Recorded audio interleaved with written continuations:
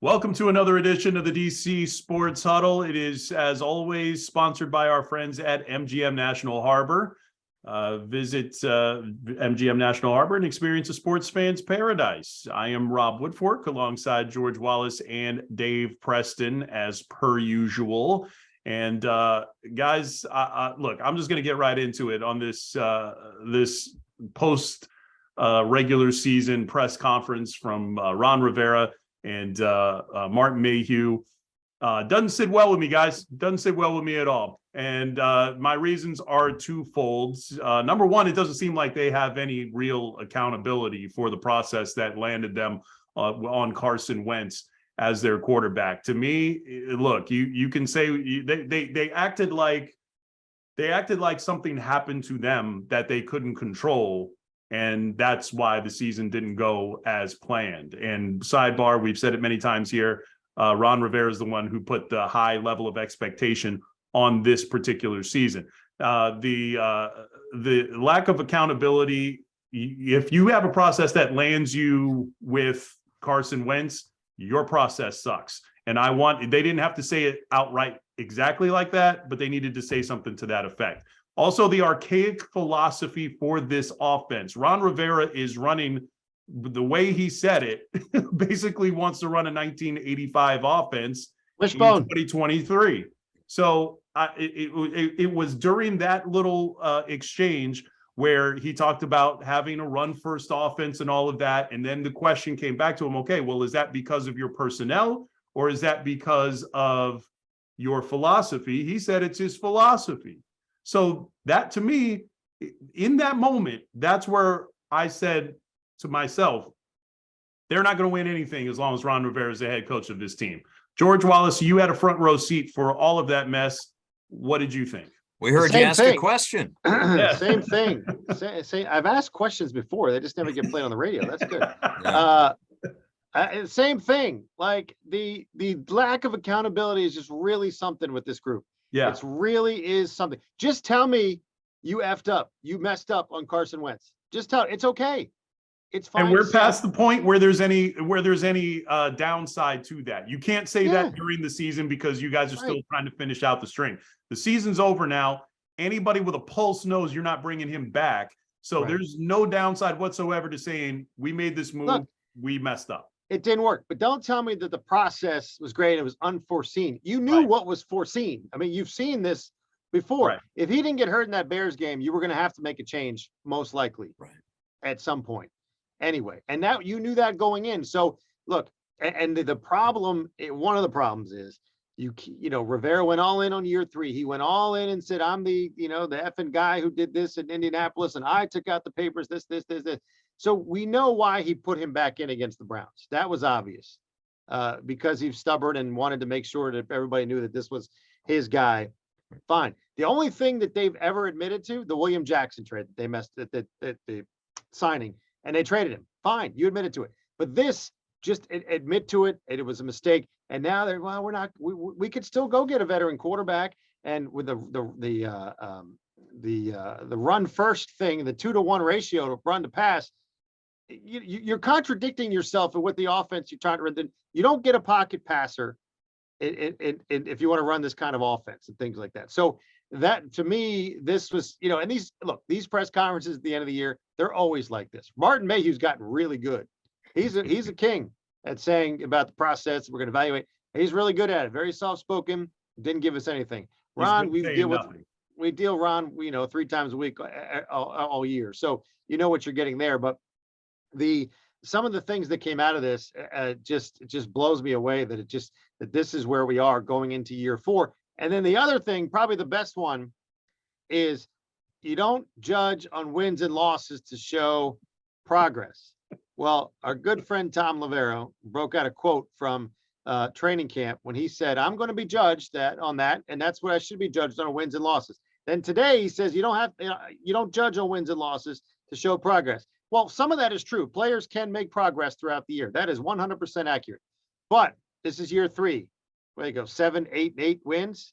You can't. What is anybody going to be excited about going forward? And what gives you any sort of confidence that this regime is going to be able to take that next step? And exactly. And look, here's the thing. It just feels like we're stuck with him right now because of the You are. ownership situation. Right. Snyder's not going to blow him out because he's probably the one getting blown out at some point here in the next couple of months. And a new owner isn't going to want to be saddled with that decision. And the thing, And it's gonna be too late. It's gonna be too late to have. Right. By March, it's too late. So you have him in 2023. That's what's going to happen, for better or worse. But the thing, Dave Preston, the thing that kept sticking in my mind is that basically the reason why Washington is where they are is because the rest of the league is out here looking for the next Patrick Mahomes. And it feels like Ron Rivera is out here looking for the next Brad Johnson. This is not 2002. You can't take Ryan Fitzpatrick and game manage your way to a Super Bowl. There's a ton of disconnect here, gentlemen, from this being 2023 now. Tom Brady averaged, I think, over 30 completions this past season, setting an NFL record. It was very close to 30 completions. Back in the day, guys on passing teams even averaged 30 attempts. So it's, if you want to go to the 1985 Ron Rivera model of ball control, yes, teams are running the football nowadays. Yes, there's RPO. Yes, you have 1,000-yard rushers, but you have to have a passing game. This is a quarterback league. And I think Washington has a great opportunity with the weapons they have in place. They need a tight end, but with the receiving core, you need a quarterback. You need to have a pass-first attacking mentality. And right now, if that's the philosophy of Ron Rivera is to run the ball, 2-to-1 ratio, the good old days of 3 yards in a cloud of dust or a clump of AstroTurf, that's not a winning formula in 2023. That's disturbing right there. And actually, Dave, I have a stat for you to back up that point that you're making, because as soon as he was saying that, I looked up. All right, what are the top 5 rushing teams in the NFL? You know who led the league in rushing this past season? The Chicago Bears. Okay, I thought it might be Carolina or somebody like that. And they are on the clock with the #1 overall pick in the draft. Now, some of that is a little misleading because they had a 1,000-yard rusher at quarterback, and that does kind of feed into the 2023 way of doing things. But the Atlanta Falcons were 3rd. So, when it comes to running the football, that's not the thing. Football is about, there are principles in football. Right. And so the principle is you control the ball, you control the clock. That is your path. You play good defense. That's your path to victory. The way that has happened over the course of NFL history has changed. It used to be, run it 3 times in a row. And if you're getting 4 yards a carry, you're going to get a first down every time. You don't ever have to pass.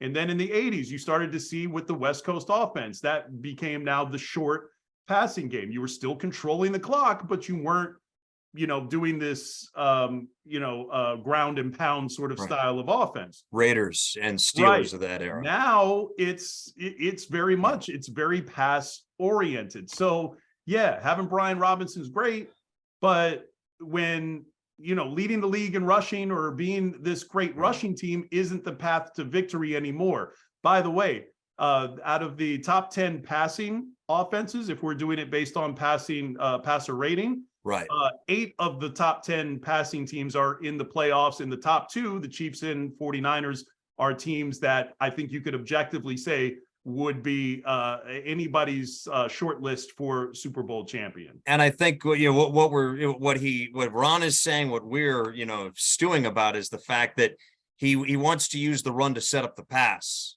and that is long gone. Teams started using the pass to set up the run. Now teams use the pass to set up the pass, and that's that's the kind of world that we live in. And it reminds me in a way of some of the greats of the game, Al Davis, even Chuck Noll to a degree, where these guys were 10, maybe 20 years ahead of the game when they were at the peak of their powers. If you look at what the Raiders were doing in the 60s and 70s, easily 10, 15, maybe 20 years ahead of the NFL. When you look at what the Raiders were doing in 2005, easily 10, 20 years behind the NFL. And, it's nice to have a physical brand. You think of the New York Giants over the years. They had a big blue physical brand. They could pound the ball when needed to, but you need a quarterback. You need a good passing game. You need somebody who can make those throws, and you need a commitment to that as opposed to run, pass, punt. Well, and here's the other thing. If you want to do that, why'd you get rid of Eric Flowers and Brandon Sheriff then? Yeah. Thank you. Thank Welcome. you. And that's the thing. And you could have brought them back if you did not make the Carson Wentz move. So look, Carson Wentz as a person, everybody's been recounting. We did a story on our air about how he gave his suite to Howell's family so that they could see his first start.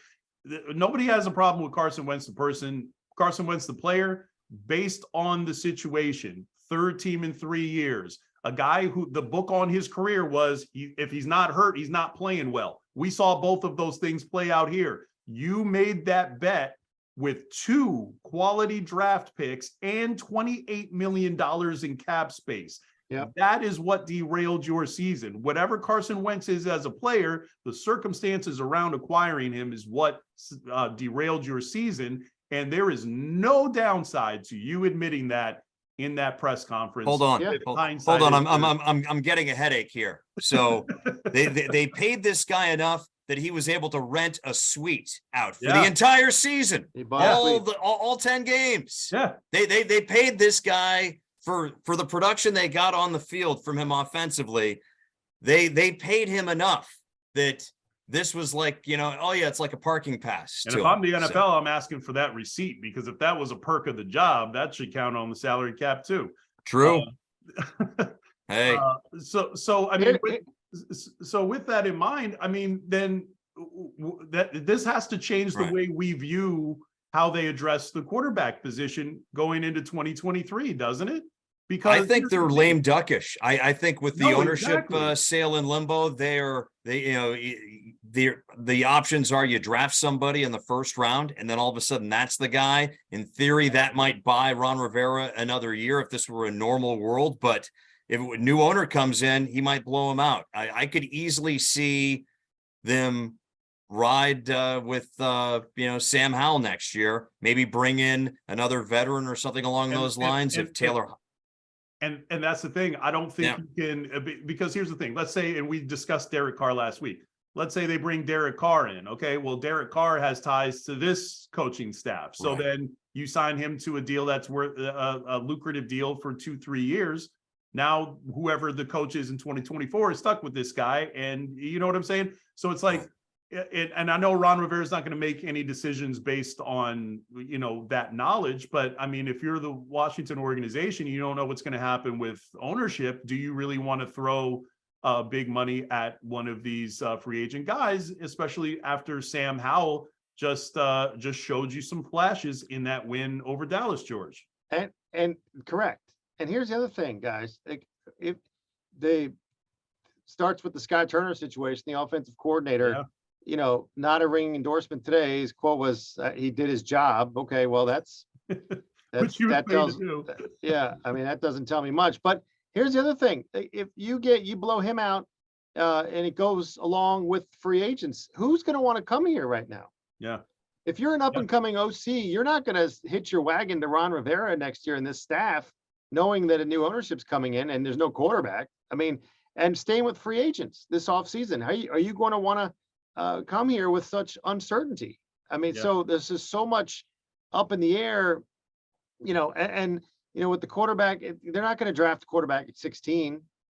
So you may have to bring in somebody like a Jacoby Brissett or some of the lower tier, whatever, free agents to a 1-year deal and see. But, we saw with the previous 2 coaching regimes, Jay Gruden comes in, he has told to fix Robert Griffin III. Can't stand him. Doesn't want to work with him. Didn't want to draft Dwayne Haskins. They do. He gets blown out. Ron Rivera has to come in and try and fix Dwayne Haskins. So if they do it again next year and you draft a quarterback, let's say, and then the new coaching staff comes in and regime, you're doing this whole dance all over again. So I don't know what the right solution is next year for quarterback other than, the Taylor Heineke thing. Look, let's go off for a second on Taylor Heineke. I don't know if you can bring Taylor back. Taylor is he's a celebrity now in this town. The second that Sam Howell or somebody else throws an interception, they're chanting Heineke at FedEx Field like they did when Carson threw his second pick of the game 2 weeks ago against the Browns. So I don't know if you can have now. Does that say that Sam Howell's going to be looking over his shoulder if it's Taylor Heineke behind him? I don't know, but I don't know if you need that or want that distraction. He's going to go make $7-8 million somewhere as a backup quarterback. Fine.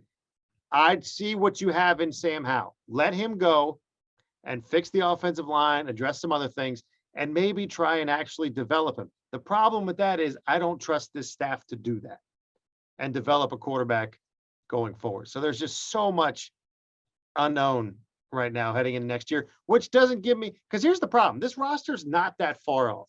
Okay. It's not. You have your It's quarterback much better than one would think it would be. 100%. Offensive line needs to be addressed. Yes. And the quarterback situation. Those are two big things. Yes. But defense took huge strides this year. No reason to think they're not going to come back. And you cannot lose Deron Payne. I don't care what you do. You can't do it. And on offense, let Sam Howell go to work. You have wide receiver weapons. You have running back. Fix the offensive line and see what happens. I just don't trust them to do that. And and that's the thing is he's so loyal to these guys that he had in Carolina. I mean, the prudent move at this point is, all right, this hasn't super worked out. And then I think that sort of also begs the other question. Is Scott Turner being held back by Ron Rivera wanting to run this sort of archaic offense? Right. Maybe his input is what's holding Scott Turner back. But you're right, guys. Look, I don't understand how you could make any move other than just Howell showed us a little something here. Let's give him a full season to see if he's the guy. And if he's not the guy, then I mean, we're not going to be here. We're not going to be here to make the next pick anyway. And Right. That's always been the problem with Washington during the Snyder era is they don't bottom out. They always find a way to win 5 or 6 games and keep themselves out of the sort of on the periphery of where you can typically get one of those franchise quarterbacks. You need to hit rock bottom in order to have somewhere to kick and push yourself back up to the top. And they consistently fail to do that. Which is exactly what I said on this very here program a few times in the middle of the year. Go look at it, bring it up. So they're going to do just enough to just finish right there in the middle. Yep. And then be in the Yeah. middle of the pack in a draft. And you're going to say, oh, we're close. Let's run it back. Yeah. Even Stevens. And that's a dangerous even thing Stevens. because when you do Let's that, tie it some will more stay- games. That's how you become the Wizards. That's how you become the Wizards because Yeah. then you're in the play-in tournament every year. You're a 6 seed at best and all of that. And that's where they've been for the better part of 40 years. That's what Mediocrity. That's what Washington is doing right now. And hopefully new ownership will change that. Dave, did you have a take on the quarterback? I just think that they should roll with Sam Howell. Because So we're in agreement on this. you know what Taylor Heineke's limitations are. We know that Carson Wentz has maybe a 1% chance of coming back, if that, and if so, it's because he can't get out of his suite deal, and he's got to come to see games anyways with his family. He might be done, right? He might be done in the league. Where's he going to want to go to be, right? I think he tries to find a spot somewhere as a backup, You think? like it's a reckless, and I think he has. Similar to RG3's last year or two, where he was in Baltimore and really had no shot of getting the job, but was just there. I think that is the future for Carson Wentz. He'd be a great backup to Mahomes in Kansas City because whatever it is with Andy Reid, whatever magic touch he has with quarterbacks, he has a tendency to take these guys who we thought were busts and be able to put them in his system. And ends up making them into borderline star players. So, do you agree? Do you agree with me on the Taylor Heineke? No, I think he cannot be on this roster. Absolutely not. And I think they might try to bring him back just because the that's what they do. Yeah, it is what they do. But here's the thing, and he's one of those guys who I think has more value in this system with this staff than he does outside. If he would do, let's say, Cleveland. I don't know that he's going to have the same mojo that he does playing in this system and playing with these guys. I agree. So but that can't be Washington's problem. That's a Taylor Heineke problem. Washington needs to get a guy who's going to be a good mentor to Sam Howell. And I think you brought up a good name with Jacoby Brissett. I think that's a solid signing right there. A guy who, if you do have to put him in the game, he plays well enough for you to win games, especially when you're running a 1985 offense like like Rivera wants to. And I think another guy, I mean, he brought up Walter Payton. Like, okay, fine. And then John Riggins was great too, but we're not doing that. No. Right. That's not what the NFL is anymore. And I think another name that we could throw in there, and he does have some local ties, is Tyrod Taylor, the Virginia Tech alum. He's quietly had a really solid career. And he's the guy who, if he's your 16 or 17 game starter now, I don't think you're super comfortable with that. But if he's your backup, if he's holding the clipboard, if he has to make 2 or 3 starts for you in a season, I think you could do a hell of a lot worse than that. And I think he'd be an upgrade over Taylor Heineke. We know what his ceiling is, and we know that he has a high floor, low ceiling. We know what the best of him is, and it's a 5-3-1 finish after a 5-1 start. Once, as we've talked the last couple of weeks, eventually that luck is going to run out. I thought it would happen against Atlanta.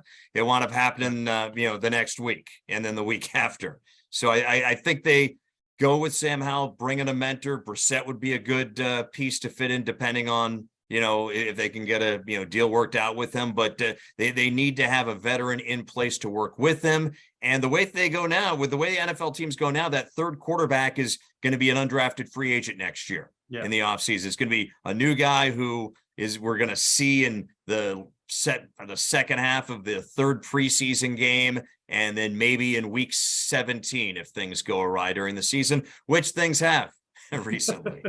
So we could very well see him again. Yeah, there you go. But we're in agreement though. We're not drafting. We're not going to see them draft a quarterback. I don't think so. Stranger things have happened, but I think now you would have to trade up. And here's the thing. And they were talking about this on ESPN throughout today. The Chicago Bears already have a quarterback. They've got Justin Fields. And there's one school of thought, well, maybe you trade Justin Fields if you can get yourself another first-round pick and maybe additional picks for him, because he has shown enough that he could be a franchise guy. I don't agree with that. I think you deal with the bird in hand. You have a guy that is dynamic, then you need to roll with that guy instead of taking that. You're taking cash to go get a lottery pick. So unless you've got Josh Rosen. Well, have a chance and have a chance to upgrade. And that's the thing. It's I don't think they have Josh Rosen. No, I think they've got a much better player. But otherwise, the more likely scenario is, hey, we already have a franchise quarterback. Somebody's going to want to move up to get a franchise quarterback. Let's get the haul of picks to do that. If you're Washington, do you do that? I don't think so. I don't think Bryce Young.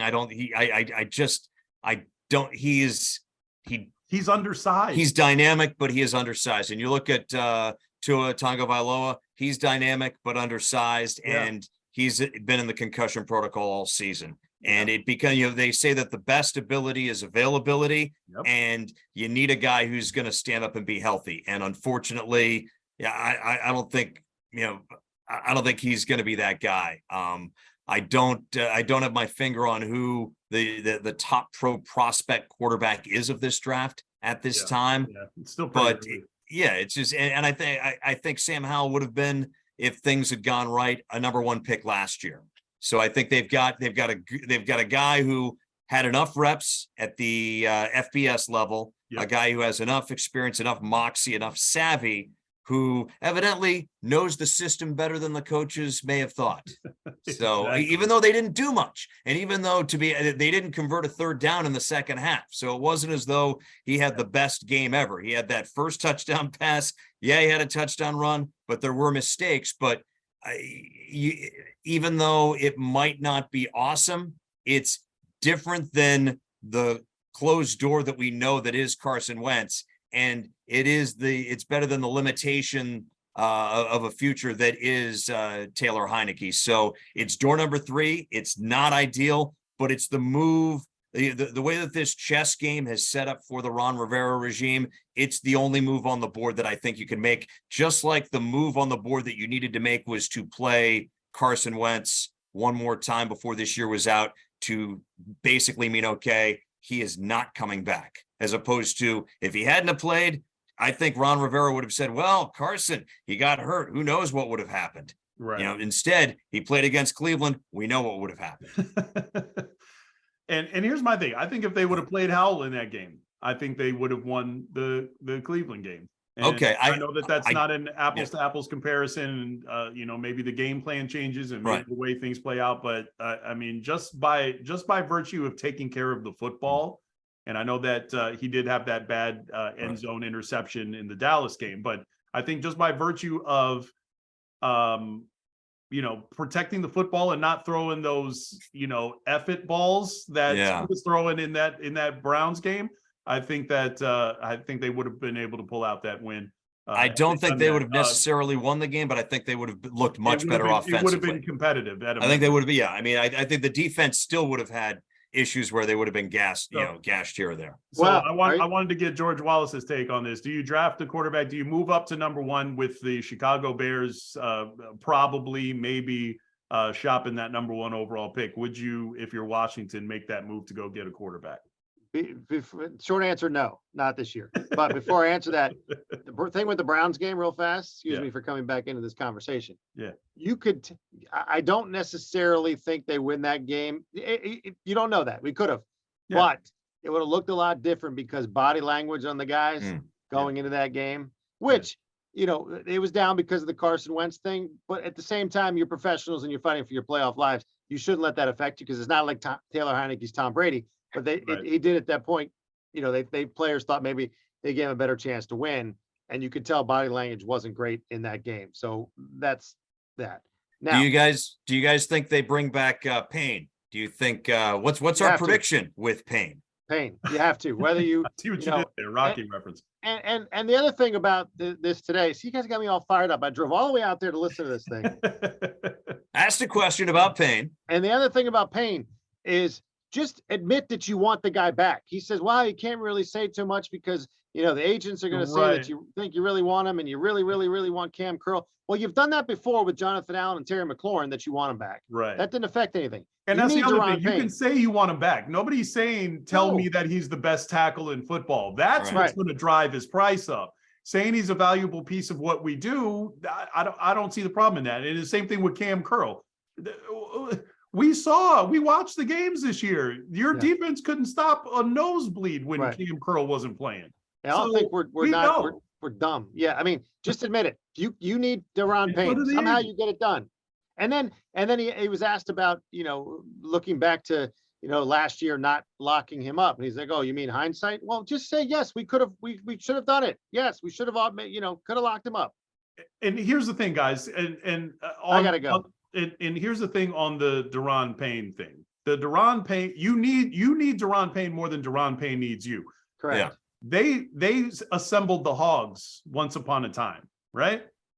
Your entire persona, the personality of your team came from your offensive line.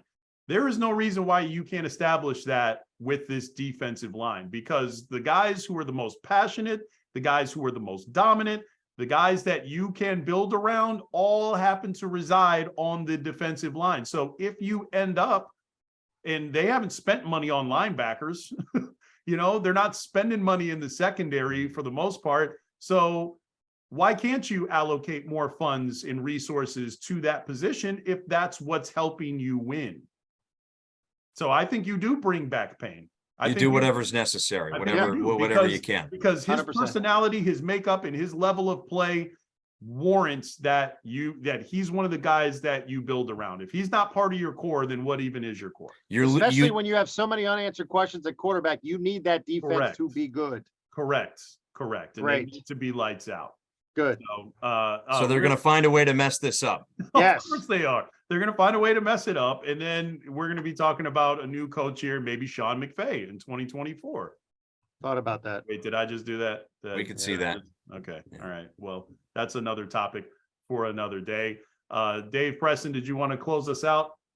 Yeah, audible at the line of scrimmage, talking a little Maryland women's basketball. Maryland with a huge game this Thursday against Indiana at Indiana. The Hoosiers are ranked 6th in the nation. Terrapins have been a scrappy bunch this year, scraping their way up the standings. Indiana, though, is the best team defensively in the Big Ten. They have a kid by the name of Mackenzie Holmes, who's tough to control inside. That's going to be the big challenge for Maryland because they don't have the size. They don't have the bigs to confront, the true trees of women's college basketball. Major credit to what Brenda Frese has done this season. Major litmus test Thursday evening in Bloomington. All right, I'm looking forward to that game, and looking forward to another edition of the DC Sports Huddle coming next week. It's sponsored as always by our friends at MGM National Harbor. For the latest in Washington sports, visit MGM National Harbor and experience a sports fan's paradise. I am Rob Woodfork, signing off alongside George Wallace and Dave Preston. We are breaking the huddle.